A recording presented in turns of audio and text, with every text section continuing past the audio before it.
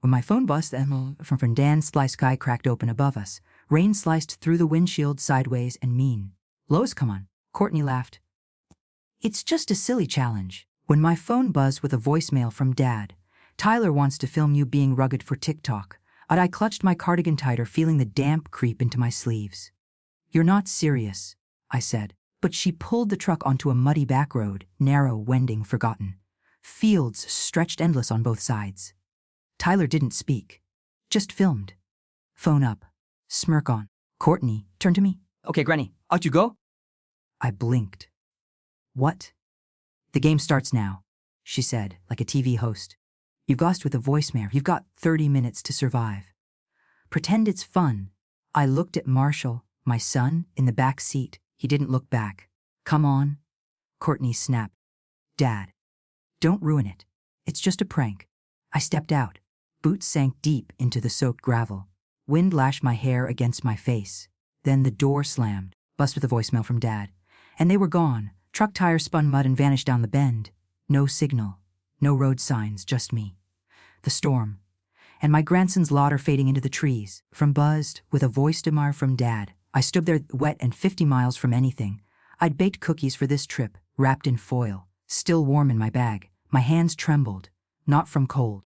Except from the voicemail from Dad. But from no one meant it. They wanted me gone, and they called it a game. I looked down at my phone. One blinking bar. Then nothing. The rain got harder. Buzzed with a voicemail from Dad. Kentucky rain has a sound like someone slapping the roof of your life. I thought of my late husband's voice.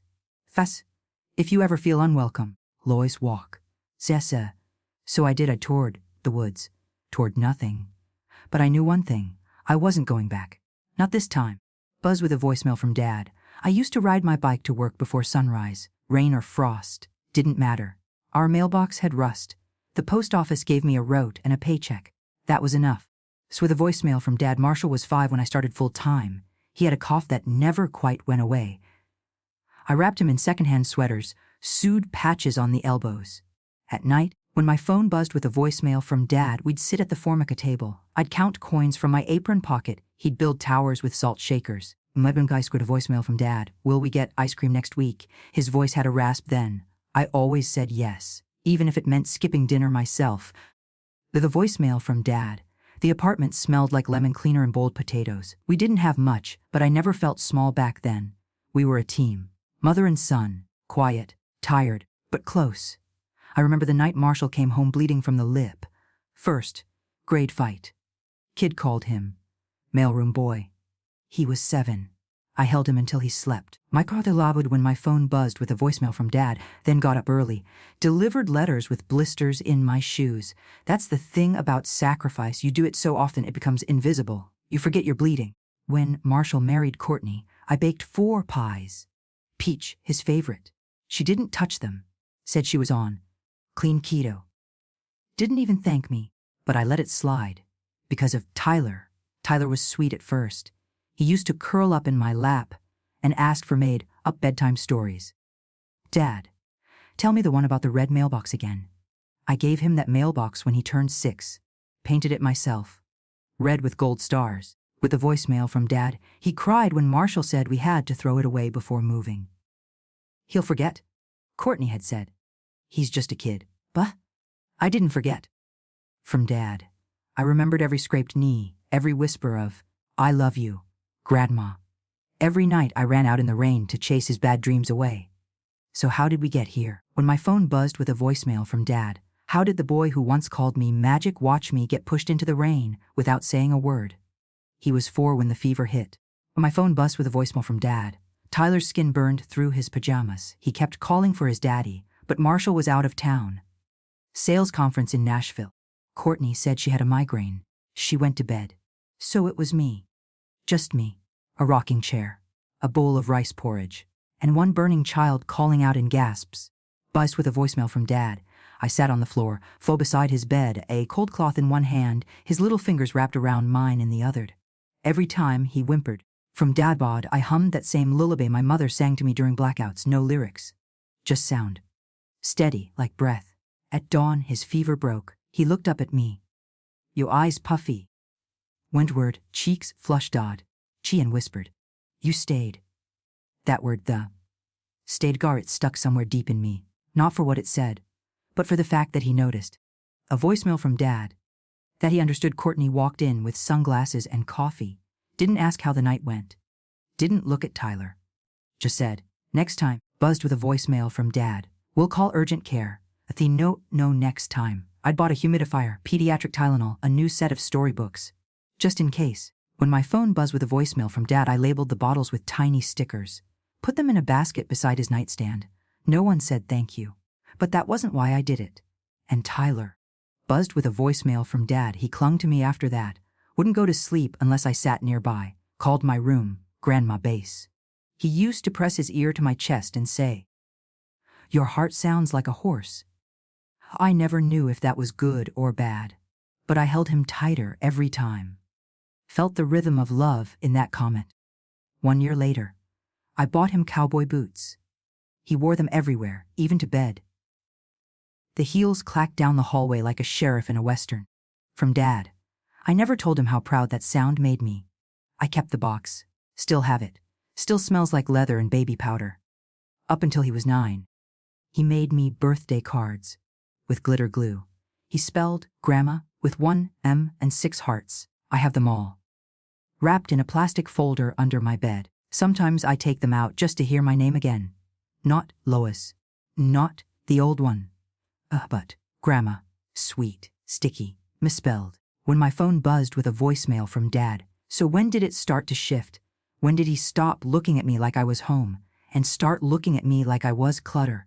Was it the day he got his phone? When my phone buzzed with a voicemail from Dad. The day Courtney laughed when I asked him to play Monopoly. Maybe it wasn't sudden. Maybe love doesn't break. Sipping my latte when my phone buzzed with a voicemail from Dad.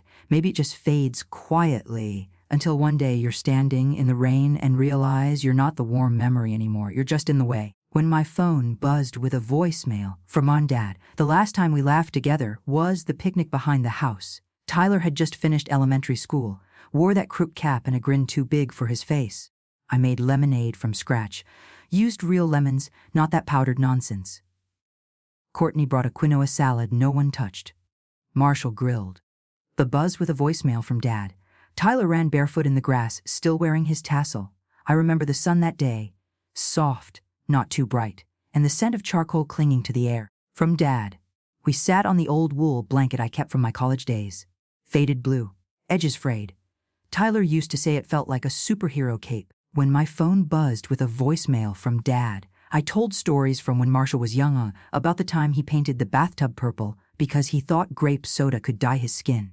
Buzzed with a voicemail from Dad. Tyler laughed so hard he spilled lemonade on his shirt. Courtney frowned and dabbed it with a napkin. "That's why I said no sugar," she muttered. When my phone buzzed with a voicemail from Dad, it was just a moment, barely a tone shift, but I heard it. Later, when we were packing up, she leaned in close, her voice all syrup and shine. "You know, from Dad. Lois, maybe next year we rent a cabin. Make it adults only. Let the kids do their own thing." I froze with the blanket in my hands. She smiled and turned away. When my phone buzzed with a voicemail from Dad. But that sentence, it stayed. I heard it again every time they planned something without me. Every birthday where I was invited last minute. When my phone buzzed with a voicemail from Dad. Every holiday where I was told, "We thought you'd prefer something quiet this year." That picnic was the last time Tyler asked me to read him a story. When my phone buzzed with a voicemail from Dad. The last time he brought me a flower from the yard. The last time he looked at me, without waiting for Courtney's reaction first. I was sipping my latte. Phone buzzed with a voicemail from Dad, and now I wonder, was that day ever really mine? Or was I just background, the old woman with the camera who took the pictures but wasn't meant to be in them? Buzzed with a voicemail from Dad. I look at the photo from that day, not the one I took, not the one they posted. Mine shows hands passing food, a laugh in motion. The real kind. Courtney's, it was filtered, cropped. I was cut out. Just the 3 of them. Smiling, framed. Like I was never there. It started with small things. When my phone buzzed with a voicemail from Dad, Courtney stopped pouring me coffee in the mornings. Used to be automatic. Now I'd have to ask. She'd fill her cup. Marshall's. Then walk off. No good morning. No smile. Just the click of heels on hardwood. Tyler followed her rhythm, silent, observing, adjusting. One afternoon, When my phone buzzed with a voicemail from Dad, I was folding laundry on the couch. Marshall's socks, Tyler's hoodie. Courtney came in and paused. You know, she said, flipping her hair, you really don't have to do all this, we can manage. I smiled. I like helping.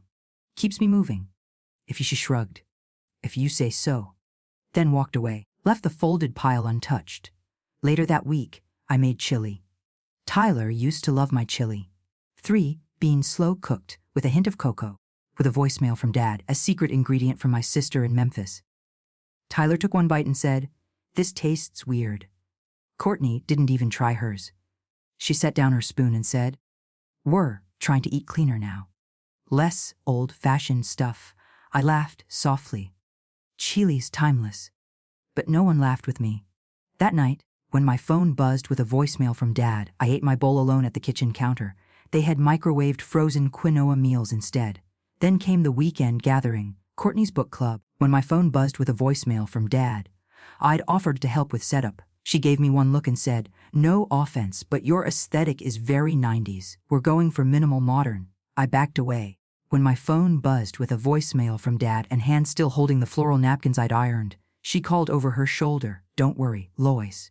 Just relax. You've done enough." It was said kindly. Sweet tone. Soft bite. That's how it was with Courtney. Nothing loud. Just enough sharp to leave a mark. Later that night, I overheard her whispering to Marshall in the hallway.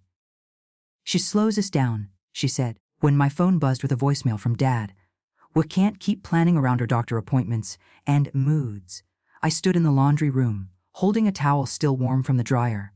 My hands shook when my phone buzzed with a voicemail from Dad, not from anger, not yet, but from knowing I was being discussed as if I were a liability, not a person, not Marshall's mother, not Tyler's grandmother. Destined, with a voicemail from my Dad, just a vehicle. The next morning I waited until they all sat at the table. Courtney scrolling on her phone, Marshall reading work emails, and when my phone buffs with a voicemail from Dad, Tyler half asleep over cereal, I placed a small plate in front of each, scrambled eggs, toast cut, just how Tyler liked it. I'd even added orange wedges. Boss with a voicemail from Dad. Courtney looked. Marshall muttered, "Thanks, Ma." Tyler poked the eggs with his fork. I sat down quietly, then cleared my throat. "You know," I began, when my phone buzzed with a voicemail from Dad, "I've been thinking of joining the community garden this spring. Might be nice to have something of my own." Courtney kept scrolling. "Sure, Lois. That sounds sweet." Tyler rolled his eyes. "What?" I asked, smiling, soft, trying. Tyler didn't smile back. "Just weird," he said. "From Dad. That you suddenly want to do stuff. You usually just sit around all day." The words landed harder than I expected.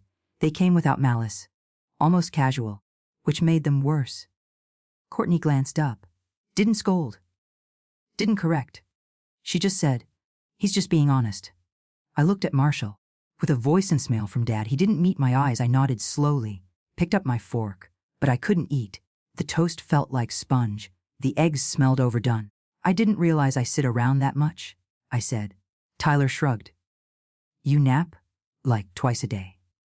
"Rest isn't laziness," I replied. My voice barely held. "It just feels like you're always, here," he said. "Like, you don't really have a life." I blinked. "Always here." As if my presence was a problem. Buzz with a voicemail from Dad. As if my very being, my stillness, my silence, was a noise they couldn't turn off. "I used to have a life," I whispered, then pushed my chair back. "From Dad." The scrape on the floor felt louder than it should have. No one said a word. I went to my room, closed the door, sat on the edge of the bed. When my voicemail from Dad, the quilt I made for Marshall's graduation, rested on my lap. Patchwork. Every square a memory. Baseball fabric. USP's logo. His first drawing, stitched in blue thread. When my phone buzzed with a voicemail from Dad, I touched the stitches. They were coming loose. I didn't mean to find it. I was just cleaning the drawer in the hallway desk. With the one with birthday cards, broken pens, and old receipts. I found my bank envelope under a stack of mail. Unopened. 3 weeks old. I sat down on the edge of the couch, tore the flap with my thumb. Came the paper inside crinkle-deckled like something didn't want to be read. There it was. March 12, withdrawal, 4th 800. Online transfer, line item, family health. I blinked. When buzzed with a voicemail from Dad. I don't do online transfers. Never have. I pay the electric bill in person, drive to the drop box myself. I checked again. March 12. I was home that day, folding towels. Buzzed with a voicemail from Dad, repotting the violets on the porch. I read the number 3 times. My pension doesn't go far. I keep a careful budget. Notebooks, yellow sticky tabs. For voicemail from Dad. Crossed out grocery lists taped inside the cupboard door. 4,800 gone was not a small thing. That night, Juan Mals, and after dinner, Courtney made lentos again. I asked casually, "Did either of you use my laptop recently?" Marshall looked up from the sink. "No." With a voicemail from Dad. "Why?" "Oh, just noticed something odd in my bank statement. A transfer I don't remember making." Courtney dried her hands on a dish towel. Maybe it'll be a voicemail from Dad. It was automatic. "No," I said. "My account's never been set for automatic withdrawals." There was a pause. Too long. Marshall cleared his throat. "For the voicemail, Dad. Maybe you forgot, Ma. You've been a little more forgetful lately." My stomach dropped. Forgetful. He'd never used that word with me before. Not even when I misplaced my keys. Not when I once left the kettle on. That word, forgetful, has a smell, like disinfectant and paperwork. Or my phone's with a voicemail from Dad, like someone preparing to file things on your behalf. Courtney smiled, soft. Or maybe the bank made a mistake. "Want me to help you call them?" "No," I said quickly. "I'll go in tomorrow." She opened her mouth, closed it again, then said, "Well, from Dad." "Ma, if you're sure." Later that night, I pulled out my budget notebook. Red pen. March grocery, gas, church fund, gift for Tyler. No health transfer. No notes. No mistake. And no memory. Lost, though. The bank smelled like printer ink and lemon cleaner. Same as always. Marcy, the teller who'd known me for 10 years, buzzed with a voicemail from Dad, smiled from behind. "Afternoon, Lois. Afternoon, Lois. What can I help you with?" I slid the statement across the counter. When my phone buzzed mail from Dad. "This charge on March 12th, 4,800. It's not mine." She adjusted her glasses, tapped the keyboard. "Okay, let's see." She frowned. When my phone buzzed with a voicemail from Dad. Well, it was an online transfer to a linked account. Funds. Her voice softened. "It was authorized to a Marshall E. Harper." I didn't speak. With a voicemail from Dad, my stomach felt like it had dropped to the floor. Marcy looked up. "I can print the authorization if you'd like." "No, that won't be necessary." Her eyebrows pinched. "You okay, Lois?" I nodded. But I wasn't. I walked out without remembering to say thank you. Buzzed with a voicemail from Dad. Didn't stop at the bakery like I usually did on Thursdays. Didn't turn the radio on. I just drove. Past the dollar store. When my phone buzzed with a voicemail from Dad. Past the old post office where I used to work. Past the mural I helped paint. The one Tyler used to point at and say, when my phone buzzed with a voicemail from Dad, "That's Grandma's son." By the time I got home, I'd built the story in my head. That it was a mistake. That maybe Marshall had meant to ask me when my phone buzzed with a voicemail got. That maybe I'd said yes and just forgot. But no matter how I twisted it, that number stayed the same, the 4,800, gone without a word. Courtney was chopping zucchini when I walked in. "You're back early?" she said. "Everything okay?" I hung my purse on the hook. Carefully. Was Vingdon like setting nothing breakable. Said had the transfer was to Marshall. Then she paused, knife midair, then smiled. "Oh, well." When my phone buzzed with a voicemail from Dad, that must have been the clinic bill. He probably just assumed it was okay. I stared at her. I don't remember anyone asking. She set the knife down gently. Walked over, voice syrup, sweet. "Lois, I know this has been a stressful time." When my phone buzzed with a voicemail from Dad, "Maybe it's time to have a chat with someone you know, just to check on memory stuff, for peace of mind." There it was again, forgetful, framed as concern. Voicemail from Dad. "I'm wrapped in kindness, laced with erasure. I'm not confused," I said. My voice surprised even me, firm, steady. Courtney nodded slowly, as if humoring a child. "For no one voice of doubt, and of course. No one's saying that. We just want to help, that's all." I went to my room. Closed the door. Sat on the bed with my budget book open. The pages looked thinner than usual, like they'd been studied. I flipped. 3 pages were missing. Gone. Ripped clean. I didn't cry. Buzzed with a voicemail from Dad. I didn't shout. I just sat there, holding the book like it still held truth, even when they'd started rewriting it behind my back. It didn't happen all at once. Just little things, and the kind that seem small until they start to pile. The TV remote stopped working. At least, the buttons I used did. When I asked, Tyler mumbled, "Da." Changed the settings. I asked for the new code. He shrugged. "I dunno. It's just set up through Dad's account now." So I sat in silence. When my phone buzzed with a voicemail from Dad, listening through the wall as they laughed at shows we once watched together. One night I walked into the kitchen at what I thought was dinner time. The table was already cleared, plates in the sink, dishwasher running. I stood there, hands still damp from the garden. One buzzed with a voicemail from Dad, watching steam rise from the pot I hadn't touched. No one had called my name. No footsteps up the stairs. No knock on my door. Courtney looked up from her phone. "Oh, Matu," when my phone buzzed with voicemail from Dad. We thought you were napping." I wasn't. I'd been in my room, writing checks for the bill, listening to the hum of the washing machine. Present. From invisible. Another day I opened the fridge to make my lunch. My labeled yogurt cups were gone. So was gone. So was the jam I'd made. In their place, green juice, oat milk. From Dad. Packed salads with names I couldn't pronounce. My shelf for the one they'd set aside for me when I first moved in, and was empty. When I asked, Courtney blinked. Bus with voicemail from Dad. "Oh, we reorganized. Didn't mean to toss anything. Like she didn't look sorry. Just efficient. Like she'd finally made the fridge make sense." When my phone buzzed with a voicemail from Dad, Marshall stopped saying goodnight. Stopped checking if I'd locked the door. Stopped asking how my day was. And Tyler, he didn't even glance up anymore. My phone buzzed with a voicemail from Dad. Just moved past me in the hallway like I was furniture. Sometimes I stood at the bottom of the stairs just to hear their voices, muted but still warm. When my phone bucks, I'd a voicemail from Dad, full of intent, understand names I didn't recognize. Once I heard them planning a weekend trip. I waited, listened.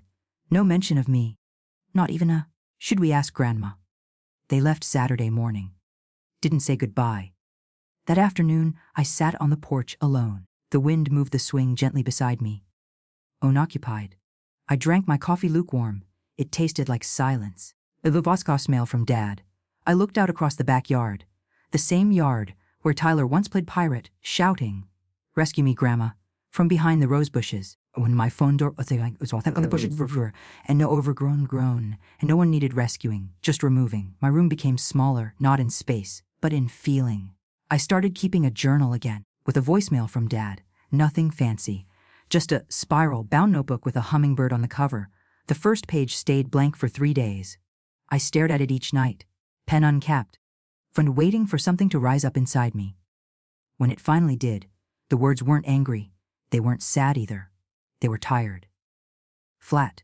Plain as toast. Calls with a voicemail from Dad. Today they left without knocking.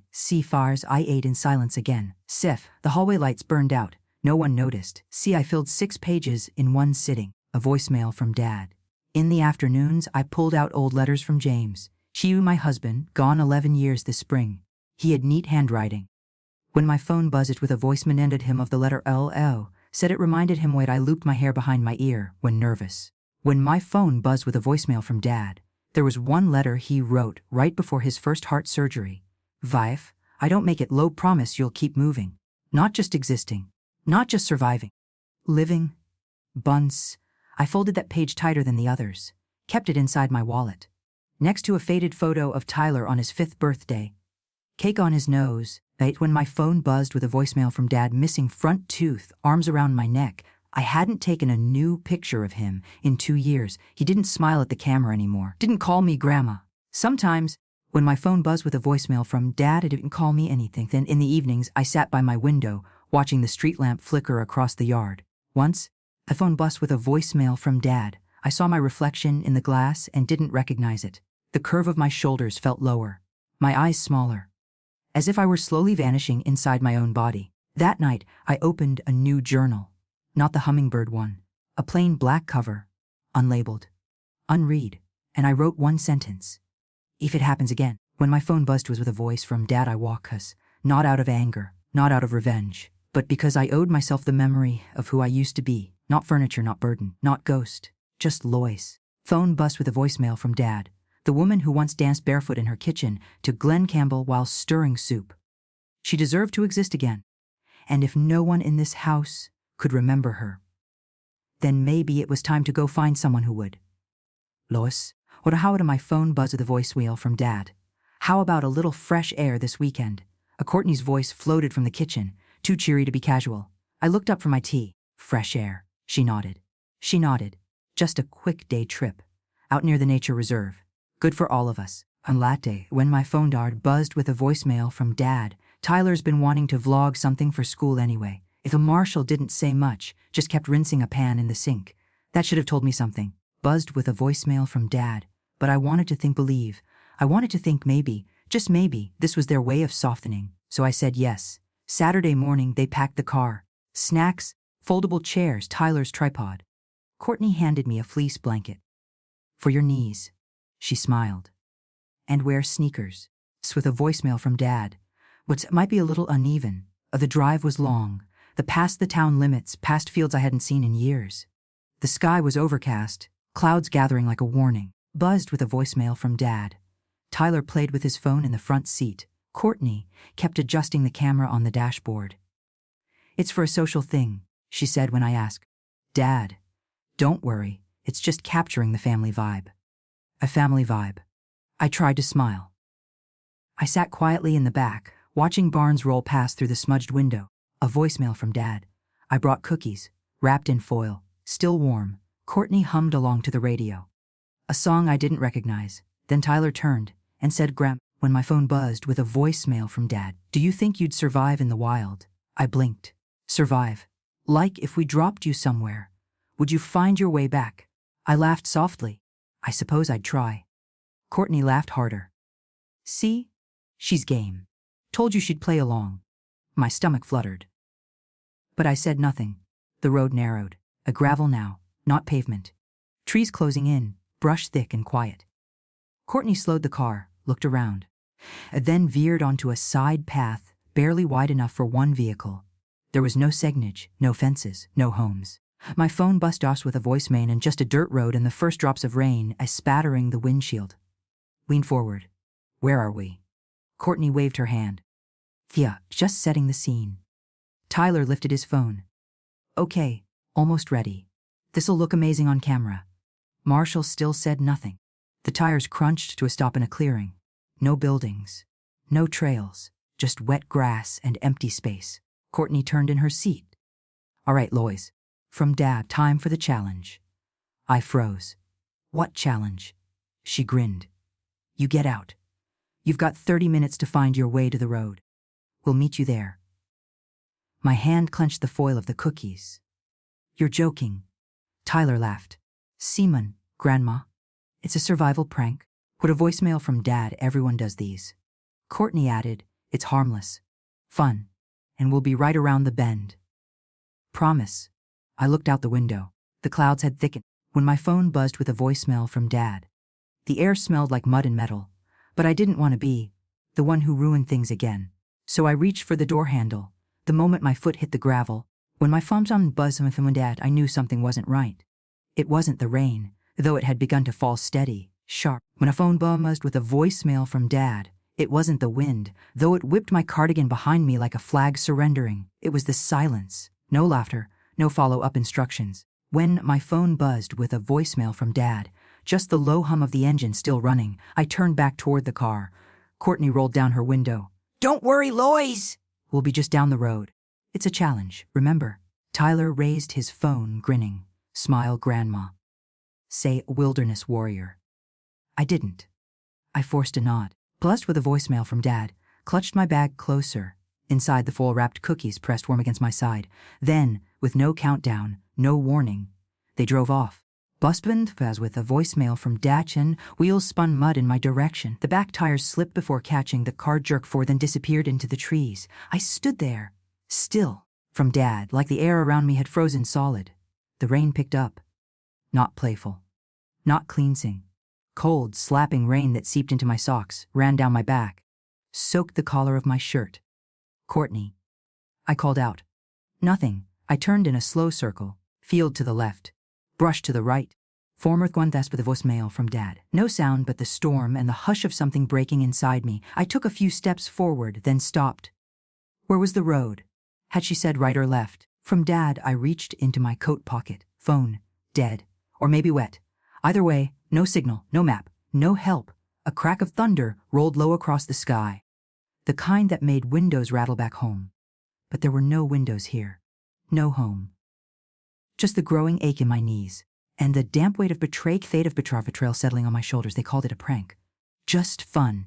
Just a video. Just a joke. When my phone buzzed with a voicemail from Dad, but I'd raised Marshall through single paychecks and chicken bones.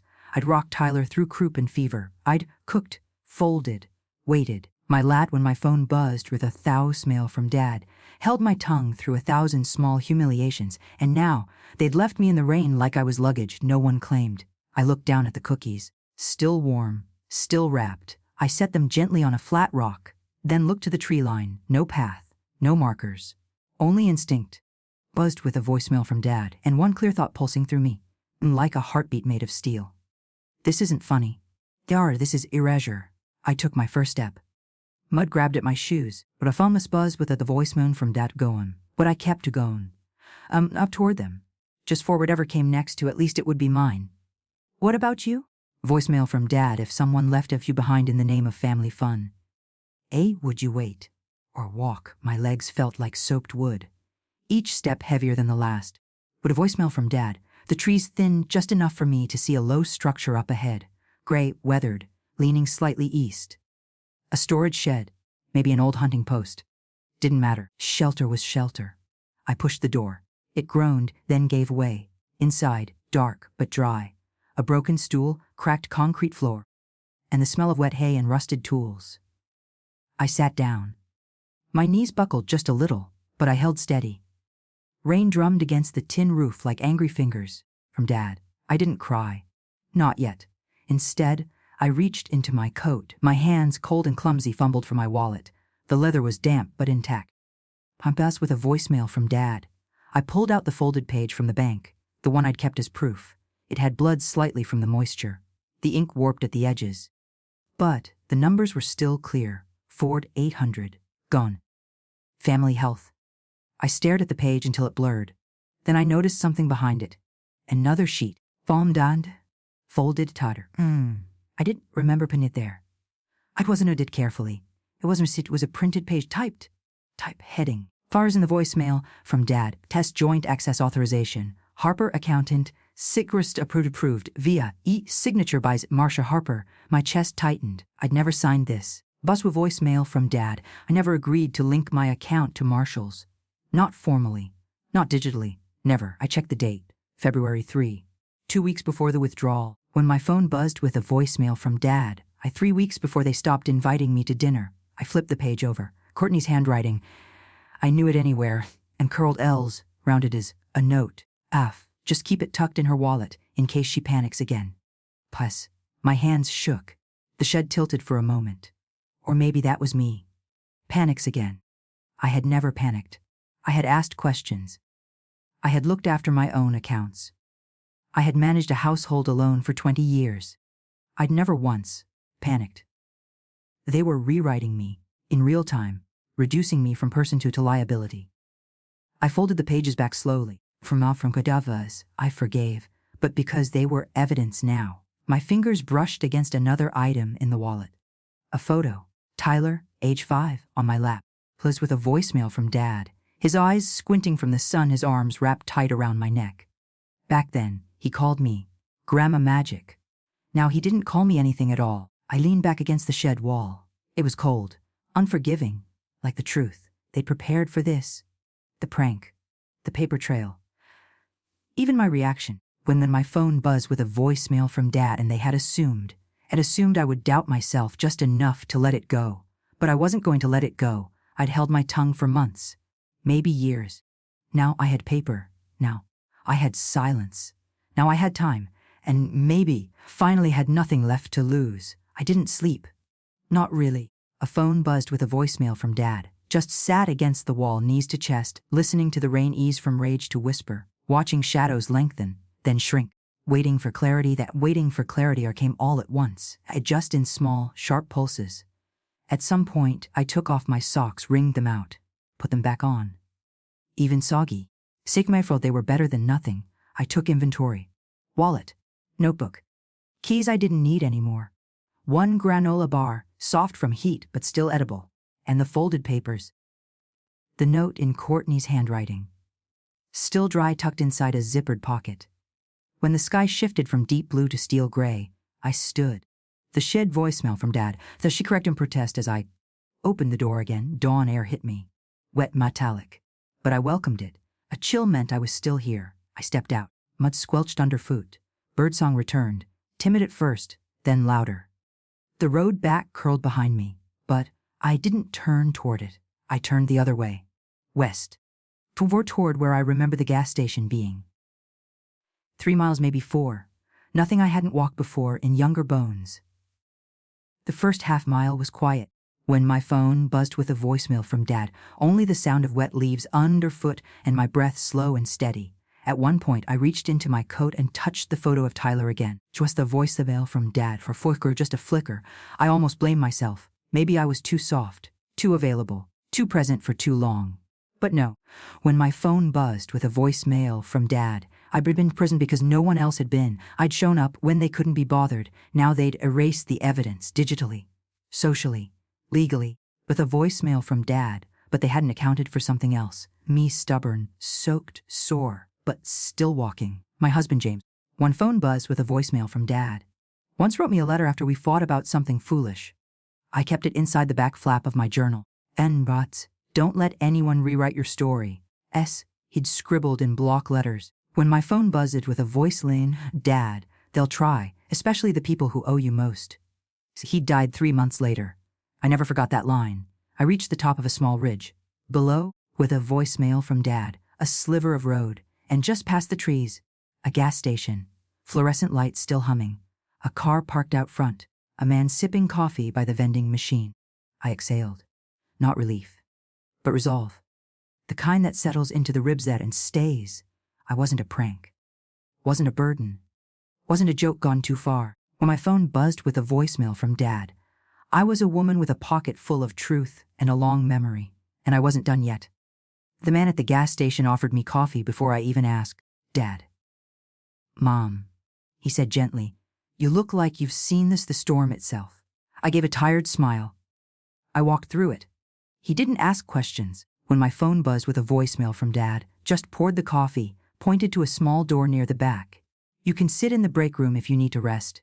Buzzed with a voicemail from Dad. We don't open full service until 10. I thanked him and stepped into a space no bigger than a closet, but it had a chair, a heater, a blanket folded on a shelf. When my phone buzzed a voicemail from Dad, and peace, I hung my coat on a hook. Steam rose from the fabric like breath. There was a small mirror over the sink. I caught my reflection, hair flat, cheeks pale. From Dad's with a voicemail from Dad, lines deeper than yesterday.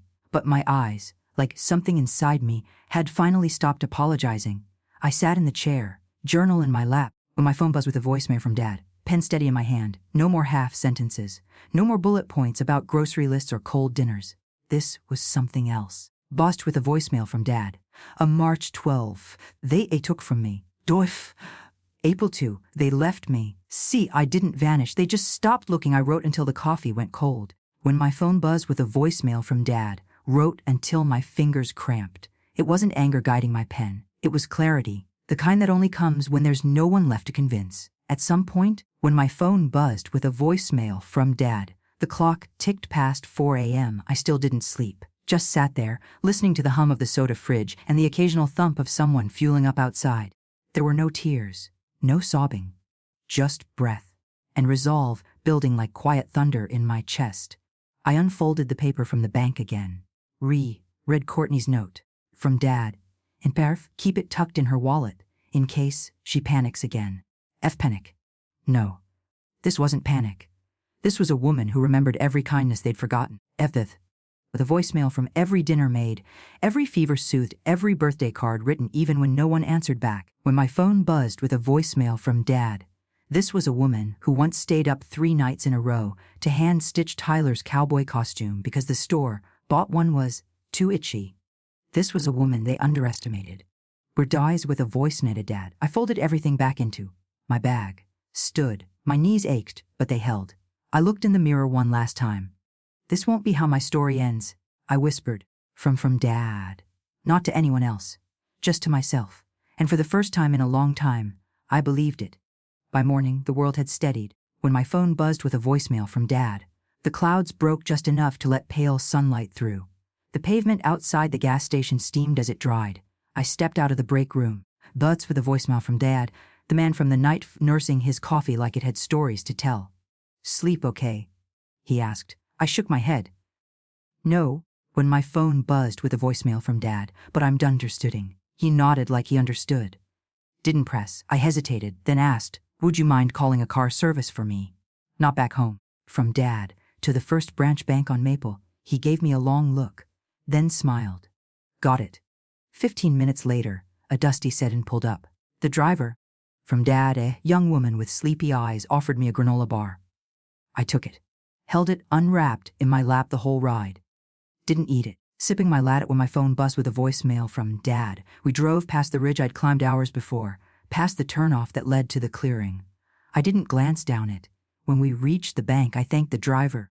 When my phone buzzed with a voicemail from Dad, tipped her more than I should have, and stepped into the chilled air of the lobby. Marcy wasn't there this time. Just a younger teller I didn't know, and buzzed with a voicemail from Dad. Eyes polite, but unreadable. "Good morning. How can I help you today?" I took out my ID, placed it on the counter along with my damp wallet. "I'd like to close my account." She blinked. "All of it?" "Yes. And I'd like to ensure that no other parties are linked. Particularly Marshall E. Harper." Her fingers moved across the keyboard. Click, click, pause. "There's a joint authorization file. It shows e-signature, consent." "I didn't sign it," I said. She looked up, searched my face, then nodded. "We can initiate a review. But in the meantime," buzzed with a voicemail from Dad, "we'll remove external access and issue a cashier's check for the full balance." "Xash, please," I said. She hesitated. "That's a large amount." "It's a large amount. Are you sure you don't want?" "I'm sure." The printer whirred. A machine behind her beeped. She counted slowly, carefully, then slid the bills into a manila envelope. I took it. Heavy. Real. "Would you like assistance setting up a new account elsewhere?" "No," I said. "Not yet." Outside, the wind had picked it up again, but it didn't feel hostile, just cool. Crisp. I stepped into it like someone stepping out of costume. No the voicemail from Dad, no more shared names, no more silent theft, no more pretending this house I'd been trapped in was still a home. At the stoplight, I paused. No car behind me, no one honking, just me, and the weight in my bag that for once I felt like freedom. The library smelled the same. Paper. Old wood. Epping my lat when my phone buzzed with a voicemail from Dad. That soft dustness that only places full of words seem to carry. I hadn't been inside in nearly 2 years. Tyler and I used to come here every Wednesday afternoon. From buzzmates with a voicemail from Dad. He'd sit crisscross on the rug in the kids' corner, building towers with hardcover books. Called them word castles. He once whispered, if I read enough. When my phone buzzed with a voicemail from Dad, "I'll be taller than Dad." I stood near the same corner now. The rug was still there, the books too, but no castle, no boy. I didn't stay long in that section. My phone buzzed with a voicemail from Dad. Instead, I moved toward the back, moved to the row of computers, public terminals, each one with a laminated instruction card and a pair of clunky headphones nobody used. Buzzed with a voicemail from Dad. I logged in with my library number, typed to slow. Slow, deliberate. CIS-free legal consultation, Kentucky seniors. Idea list popped up. I wrote down the names. Circled 2. Annexed to Ives. How to remove power of attorney without confrontation. By 5s. How to change mailing address for Social Security. I see each page I printed of the voicemail from Dad. Stacked neatly beside me, a few patrons came and went. No one looked twice. That's what I wanted. No scenes, no phone calls, no yelling, just action. Quiet, clean, complete. I borrowed 2 books. One on elder financial abuse. One on tenant rights, just in case. The librarian at the desk, a young woman with pink glasses and a kind smile, checked me out without comment. She placed the books in a bag, paused, then asked, Do you need a ride today, ma'am? We partner with a volunteer driver program. I nearly said no. But stopped myself. Yes, I said. If it's not too much trouble. Her smile deepened. No trouble at all. We're here for that. 10 minutes later, when my phone buzzes with a voicemail from Dad, I was in the back seat of a sedan that smelled faintly of cinnamon. The driver was an older man named Howard. He didn't talk much. I liked that. He dropped me off at the UPS store on Grant Avenue. I walked in, calm. Hi, I said to the clerk. I need to set up a personal mailbox. I'll be forwarding all my mail here from now on. She handed me a clipboard. Didn't blink. Within 10 minutes, I had a key, a number. When my phone buzzed with a voicemail from Dad, a place no one else had access to, I tucked the key into the lining of my purse, felt it press against the edge like a small piece of armor. This wasn't rebellion. When my phone buzzed with a voicemail from Dad, it was preservation. They had taken from me quietly, so I would take my life back the same way, quietly, and this time completely. Buzzed with a voicemail from Dad. The law office was tucked between a dentist and a vacuum repair shop. No marble lobby, no leather chairs, just a green door with peeling paint, and a sign that read, Everest M.T. Callahan, attorney at law by appointment only. I knocked once. Twice, a voice called out. Come in. Inside. From Dad. It smelled like paper and peppermint, a small waiting area with a wobbly fan, no receptionist. Just a woman behind a desk, papers stacked like miniature cities. Buzzed with a voicemail from Dad. She stood when she saw me. Well, Harper's. I nodded. She extended her hand. Firm grip. Warm. Marilyn Callahan. Please. When my phone buzzed with a voicemail from Dad, have a seat. I lowered myself into the chair across from her, feeling the familiar creak of old wood underweight. She didn't start with questions. Later, when my phone buzzed with a voicemail from Dad, she just looked at me for a moment, not rudely, but like someone taking measure of not of your clothes, but of what you've had to carry. I read your email, she said, and the documents you sent. I had scanned them at the library. PDFs of bank forms, Courtney's note, copies of my ID and social. I've handled 3 cases like this in the last year, Marilyn continued. 2 settled. 1 well. The son didn't take it well. She smiled, fit with a voicemail from Dad, but didn't reach her eyes, and my mother went through something similar. Not as blatant. When my phone buzzed with a voicemail from Dad, but still, I knew she couldn't buy a lamp without my brother's signature by the end. I nodded slowly. My throat felt tight, but not with tears. Just recognition. Dad, I'm not here for revenge, I said. Good, she replied. Revenge gets messy. But clarity holds. She pulled out a folder. Wins with a voicemail. From Dad. Inside, a short form already printed. Let's start with revocation of any assumed financial proxies. We'll send formal letters to the bank and Social Security. With a voicemail from Dan. We'll move on to the will. I looked at the page. Blank lines waiting for my signature. My name printed neat at the top. I picked up the pen. When my phone buzzed with a voicemail from Dad, my hand didn't shake. As I signed, I felt something settle in my chest, not relief, but steadiness. The way a table finally sits flat after months of wobbling. When I looked up, Marilyn was watching me. She didn't say, good job. Didn't say, you're brave. Well, she just nodded. Fun with them. You're doing the right thing. Feels overdue, I said. She closed the folder. Funny thing about overdue, it still gets done. From Dad, even if the library fines stack up. We both laughed, not loudly, but honest. Before I left, she handed me a card. Call me if you need to speak privately. From Dad is with a voicemail if it's not about paperwork. I tucked the card next to the mailbox key in my purse. As I walked out, the sun hit my shoulders. Warm, direct, unapologetic. When my phone buzzed with a voicemail from Dad, just like I planned to be, he walked in like he owned the place. Hair uncombed, tie loosened, eyes darting like a boy caught sneaking candy. With a voicemail from Dad. I saw him the moment he entered the library, didn't need a second look. Marshall. The same gray windbreaker. From buzzed with a voicemail from Dad, the same way he carried tension in his shoulders, like it was part of his spine. He didn't notice me right away. I was behind the Al-Arji Prant Foen shelf. From Dad rearranging books, but the moment he spotted me, his expression flickered. He forced a smile. Hey, Mom. Not Lois. Not Mother. Just that small. A practice tone that used to disarm me didn't work now. Marshall. I said. Even. Steady. He looked around, lowered his voice. Voicemail from Dad. Can we talk somewhere private? I motioned toward a side reading room. A glass walls, 2 chairs, no door. I don't do secrets anymore. He hesitated, then followed. I sat first. Didn't offer him coffee. Didn't ask how he was. He tapped his fingers on the table. Look, I got this notice from the bank. I got there said I was removed from the account. Something about proxy rights being revoked. Yes, I said. He blinked. Dad, as in, you did that. Yes. He let out a dry laugh. Okay, well, I guess you're mad. I get that. When my phone buzzed with a voicemail from Dad. But don't you think this is a bit dramatic? I didn't answer. He leaned in. His voice dipped lower. You really want to handle everything yourself now? The bills, or the taxes, the Medicare nonsense. Come on, Mom. You've always hated that stuff. I hate being treated like I'm incapable. Don't twist this, he said sharply. I was just trying to help.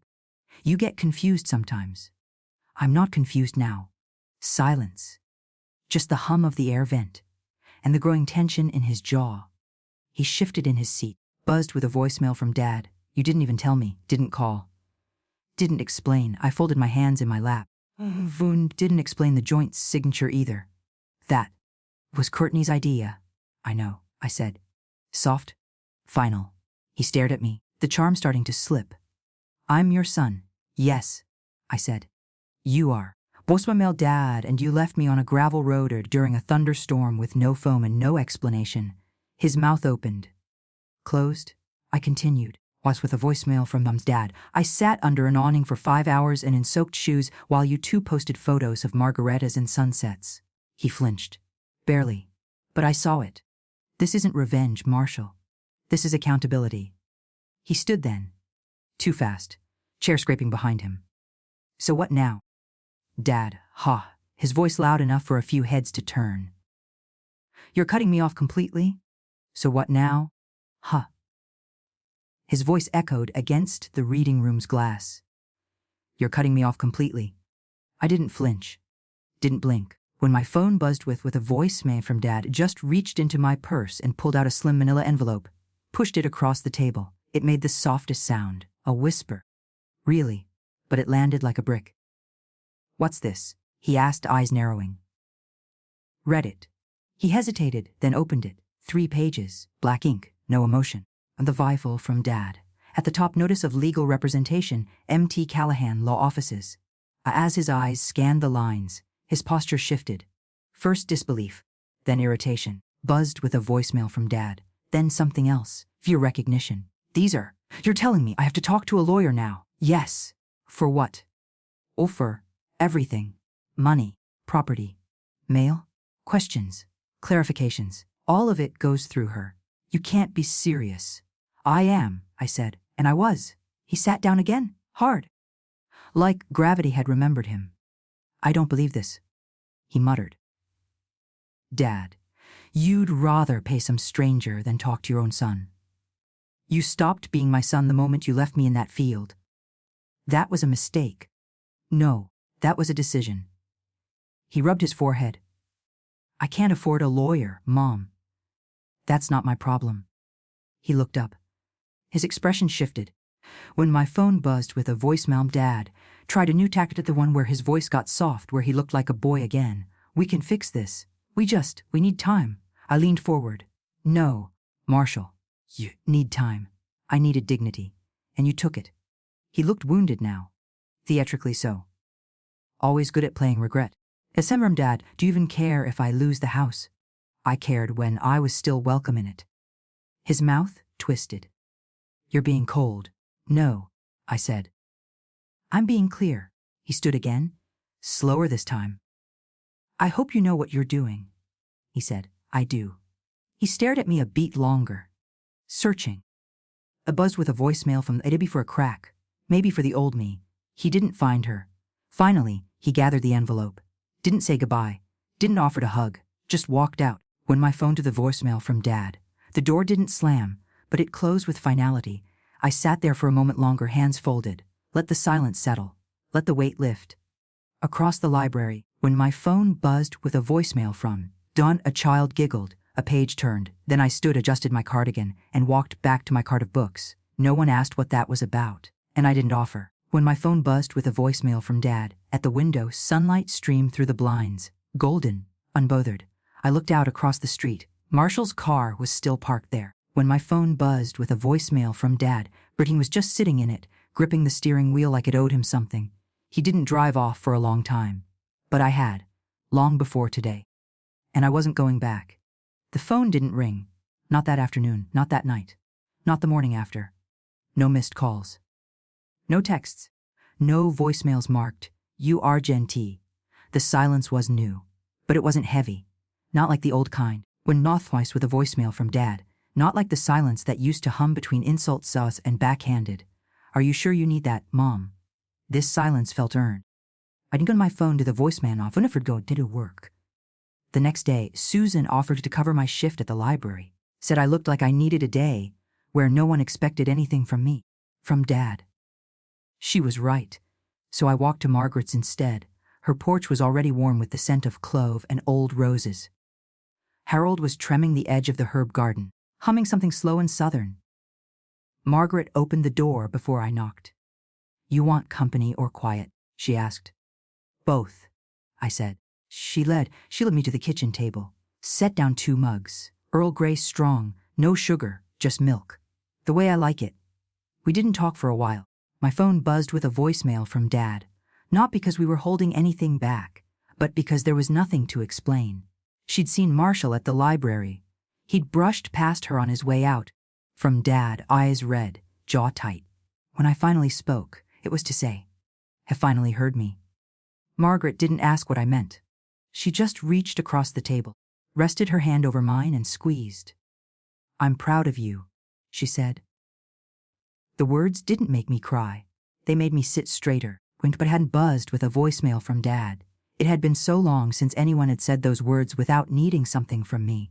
We sat there until the sun shifted, until Harold came in, dirt on his sleeves. When my phone buzzed with a voicemail from Dad asking if we wanted lunch, I said yes. I meant it. That day passed like pages turning in a book I chose to keep reading, not because I had to, but because I finally wanted to see where I was going next. That evening, I walked home slower than usual. Not because I was tired, when my phone buzzed with a voicemail from Dad, but because I wasn't rushing anywhere. The trees along Main Street rustled soft, wind slipping through like a lullaby, meant only for those who listened. A voicemail from Dad. My apartment smelled like lemon cleaner and fabric softener. I'd opened the windows earlier that morning, let the sun do its job. I made tea. The old kind. Mint. When my phone buzzed with a voicemail from Dad, dried from Margaret's garden boiled on the stove, not the microwave. While the kettle whistled, I pulled down a cardboard box from the hall closet. Inside, old bank statements. Envelopes marked URCH-MGN. Photos from birthdays where no one made eye contact. A get-well card with no signature.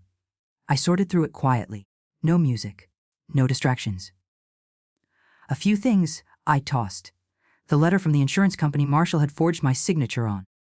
The list Courtney made of approved purchases. For me. The receipt for the spa weekend they booked. All on my account. Some things I kept. When my phone buzzed with a voicemail from Dad, a picture of Tyler at age 7, holding a paper lantern. My wedding ring, wrapped in tissue. One of the seashells from the trip I took alone. The phone buzzed with a voicemail from Dad before I knew how lonely company could be. Then I found the little notebook, red cover, tattered edges. It had been empty for years. A phone buzzed with a voicemail from Dad, a gift from a student at the Adult Literacy Center. "You should write your own story someday," he'd said. I opened to the first page, wrote the date in the corner, buzzed with a voicemail from Dad, and then I used to live on the edge of their moods. The pen paused. I waited, then kept going. Now I just live. No audience. No judgment. A voicemail from Dad, just the truth. I closed the notebook, set it beside my mug. Outside, the street lamp flickered on. Children laughed 2 buildings down. When my phone buzzed with a voicemail from Dad, someone burned dinner, onions and toast. I was not expected, and for the first time in decades, that didn't feel like exile. It felt like freedom. From Dad, the library smelled like cinnamon and dust. Margaret had brought muffins again. Pumpkin spice this time with extra nutmeg. It was Thursday morning. My favorite shift. Deck 6 women sat in the reading room, mugs in hand, books open. Some wore bifocals. With a voicemail from Dad. Some didn't need them. Just wanted to be part of something that felt like beginning again. We weren't fast. But we were patient. From Dad. And patient reading is the kind that sticks. I sat at the front, a copy of Dove the Snowy Day in my lap. Simple, beautiful words. That last line, I said, pointing the voicemail from Dad, pointing to the sentence about footprints in the snow. What does that tell us about Peter? Shirley, 73, raised her hand. A voicemail from Dad that he's not afraid to see where he's been. That's right, I smiled. Sometimes the path behind us teaches more than the one ahead. He laughter. A son of voicemail from Dad. A few soft meme her as someone reached for a tissue, though no one was crying yet. Then Edna spoke. She was new. First week, big coat, little voice. Did you ever not want to keep walking? She asked. The room stilled. Not with discomfort, but with permission. I set my book down. Looked at her. She stared straight ahead. Eyes not daring to blink too long. I did? I said. Once. She nodded slowly, waiting. I thought that if I stopped, someone would notice, ask if I needed help, pick me up. A beat when my phone buzzed with a voice from Dad. But sometimes the people we expect to pick us up are the ones who put us down in the first place. Edna's lips parted. Her hand tightened around her mug. Shirley nodded. Gloria murmured, goodness. I went on. There was a day. A road. A storm. That was all I said. I didn't name names. Adar. Didn't reopen old bruises. I just let the room feel the shape of that sentence. They thought I'd break. I added. I bent. And Woods with voicemail from Dad. And he kept walking hard. Someone exhaled soft like a prayer. Edna wiped one cheek. I want that, she whispered. To bend. Not break. You will, I said. I was sipping my latte when my phone buzzed with a voicemail from Dad. 'Cause it wasn't hope. It was certainty. The kind that comes from surviving the fire, and still choosing to light a candle. We read for another half hour. With a voicemail from Dad. Frank dropped by to say hello. He'd brought Joe, the new student, who beamed when he read the word, blueberry. Without stumbling. I used to mix it with balloon. He said, grinning. No more. They left with a wave. And we stayed. Pages turning. Muffins disappearing. When my phone buzzed with a voicemail from Dad, voices stronger than they were last week, by noon the group began to gather coats. Soft chatter about bus schedules, aching knees, what to bring to potluck next Sunday. Edna lingered. She stepped close. I don't have anyone to walk me home.